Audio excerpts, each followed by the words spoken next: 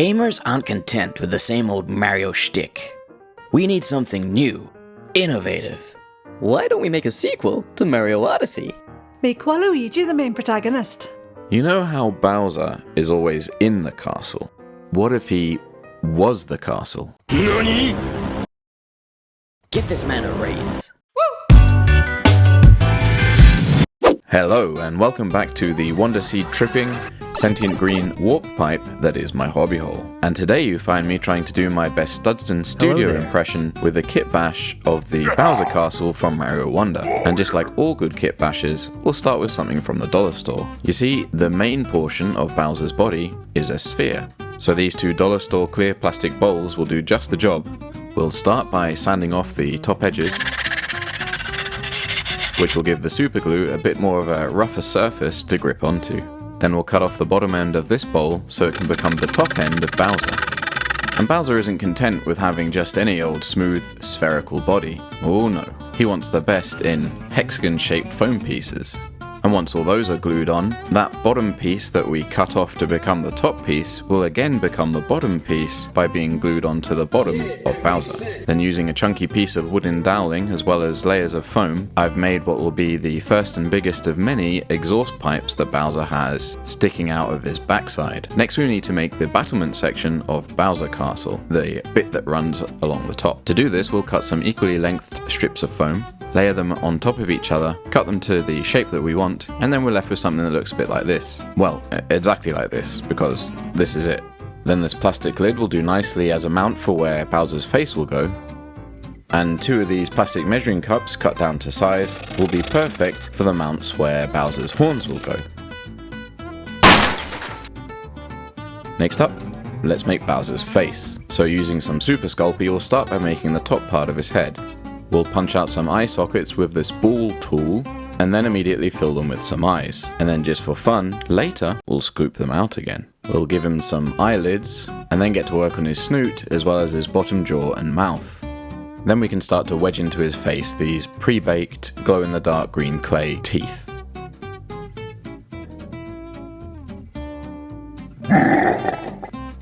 And with Bowser's beautiful face mostly done, we'll carefully scrape it off the rest of the body, and we'll stick it in the oven to give it a bake.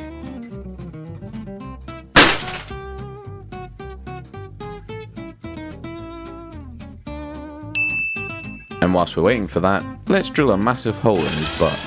This will give us something to feed all the wiring through for his LED lights, as well as giving us the ability to shove a metal rod up there, which is what will prop him up into the air when we mount him onto the display. But more about that later. For now, let's add some more of his exhaust pipes.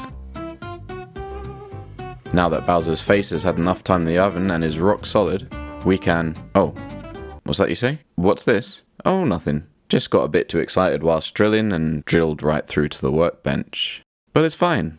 Adds character, don't you think?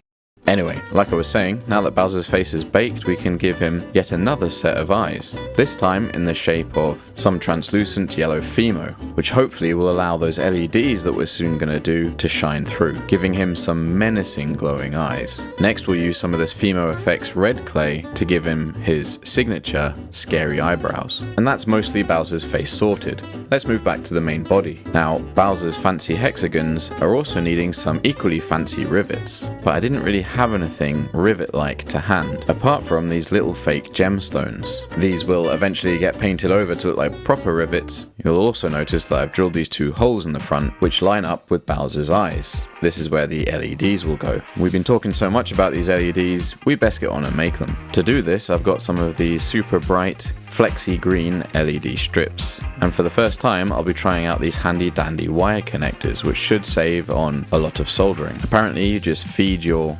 wires into this, clamp it shut, feed wires into the other end, and you're done. So I've got a set of our positive and negative wires here, hooked up to one of the connectors, which is then hooked up to one of the LEDs. Let's see if it works. Nice. We'll do the same with some normal bright white LEDs. With that done, we'll feed it all through that hole and stick it all in place using some hot glue. Let's give it a test run. Yeah, pretty good. With those looking like they're going to work, we can reinstall Bowser's face, and then we can give just about everything a coat of paint. For extra protection, we'll be using some matte Mod Podge mixed with some black gesso, which will serve as a good primer. After that's dry, I'll go outside and spray it all with a silver acrylic rattle can paint, and then overspray that with a misting of olive green paint. Well, maybe it was a bit more than a misting. Anyway, with that all dry, we can next paint all his exhaust pipes in a dark grey, as well as painting his spikes on the back and his face on the front in about 20 layers of gold. Next, let's move on to the base. Now, we're going to need something that will house the 9-volt batteries powering the LEDs, and this plastic takeaway tray looks like it might just do the job. Next, we need to make this tray look a little less tray-like and a little more like a level from Mario Wonder. And I had a bunch of this air dry clay knocking around from ages ago, so I thought it was about time I used it.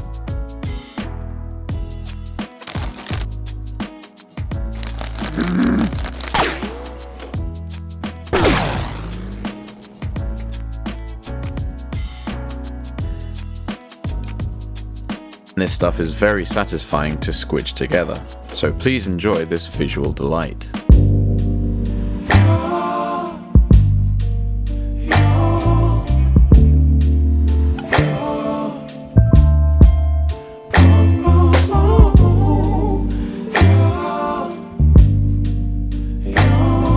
And to make sure this stuff will stick securely, we'll coat all 4 sides in a layer of Mod Podge. And we'll just roll out a nice long sausage here. And please, no toilet humour, my mum is watching. And once it's gone through the clay grinder, we'll lay it on, working our way around the whole of the base until all the sides are covered. But our base is still looking a bit boring and flat, so what we'll do is add these couple of bits of square foam, which will act nicely as some typical Mario style hills. These will also get the same treatment as the sides of the base. We'll coat them in some Mod Podge, and then cover them with some of this air dry clay. We'll then add this little green border, before squishing up a bunch more green clay to go on top.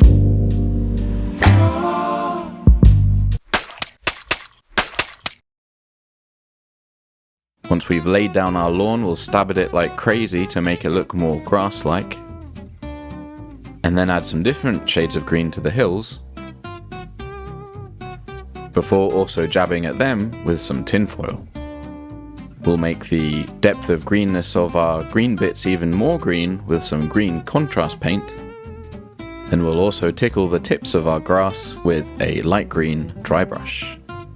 Let's now move on to the castle part of Bowser's Castle. Off screen, I've built up this section of the castle using various materials. But to make everything look a bit more uniform, we'll give the whole thing a coat of black gesso. And because Bowser's not content with having just one head, we've also made this smaller one out of air dry clay, which has been stuck to a cardboard turret, and we'll also get a coat of black gesso. We'll give him a bit of a dry brush with some buff paint, and also do the same to the main castle section before coating some of the details in gold paint. Bowser's also got this ice cream scoop sitting on the top of his head, but it needs a swirl of glow-in-the-dark green clay. So we'll make the indentations for where the swirl's gonna go using the end of this paintbrush. Then once we've given it a bake, we can give it a coat of, yes, you guessed it, black gesso. Then the green clay will get squished into place, and then we can slap it onto the top of Bowser's head. And just like our green grass, the green swirl will get even more green with this green contrast paint. And then just to make sure that there's no doubt in anyone's mind that Bowser is the bad guy, we'll add these green horns. And with that section of the castle almost done, we can move on to adding some more details to the main body, like these giant clay rivets around Bowser's head. And let's face it, Bowser ain't no Bowser without his best friend Mario. So off camera I made this teeny tiny Mario, and we'll now give him a paint. We'll give him a coat in his normal blue and red colours, before adding some skin tone. And then it hit me that I didn't really like how Mario was posed at all. He was meant to look like he was in shock at seeing the colossal size of the Bowser castle, but instead he kinda looks like he's squatting over a Japanese toilet. So I decided to replace him with this slightly bigger, but hopefully you'll agree, better looking Mario. Off camera we'll give him a coat of paint, and then whilst he dries, we can add a few more bits to the top of the castle.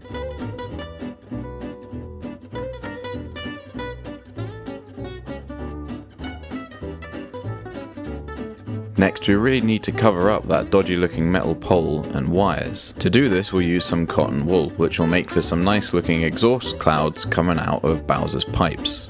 We'll slap on a bit of PVA glue around the pipe itself, and then we can start to layer up the cotton wool. For the exhaust fumes coming out of the smaller pipes on the side, we'll need to add a bit of structure, otherwise the cotton wool will just flop around. So we'll drill some little holes into the pipes, and then superglue into those holes a bit of armature wire. Then we'll coat the armature wire in PVA glue before adding our cotton wool. But currently our exhaust cloud is looking a bit too clean, so to dirty it up a bit and also give a bit more definition to those clouds, we'll airbrush over a bit of purple acrylic paint. Next we can attach those green resin horns we made. And oh wait, did I explain how I made those?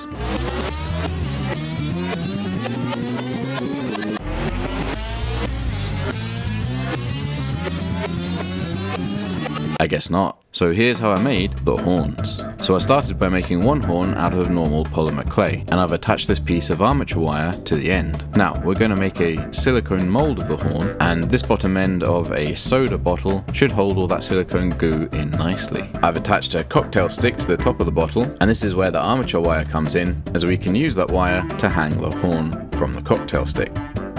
And we don't want any of that nasty silicone going all over our hands, so we'll put some gloves on. This is a 1:1 2-part silicone mix, so once we've poured in equal amounts of parts A and B, we'll get our daily exercise in by giving it a vigorous, good stir. And once it's thoroughly combined, we can pour it into our mold casing. When our silicone's fully cured and we've removed the horn, we're left with the mold ready to receive some resin. Same as the silicone, the resin we're going to use is a 1:1 2-part resin, so let's pour in A and B. And then we'll add in a couple of drops of this fluorescent green dye. But for my liking, this fluorescent green is too yellow, so we'll add some of this grass green to make it more green. Once its greenness is just green enough, we'll mix it all up, and then we can pour it into our mold. And once it's cured, let's take a look. Yeah, it's not perfect. It's got a few air bubbles, quite a few air bubbles actually, but let's say that's the kind of rugged look I was going for. Yeah. Anyway, we'll just repeat that process off camera once again, and there we have it, 2 green horns to add to our Bowser castle. Then we just need to add our fully painted Mario to the base. Give our plastic cup horn holders a coat of dark grey, and whilst we're at it, we'll also paint the battlement the same colour. Whilst that dries, we'll use a bit more of our air dry clay and wedge it in around the bottom of the base to give the suggestion of a beach or shoreline, if you will. And with that out of the way, I think we're just about done here.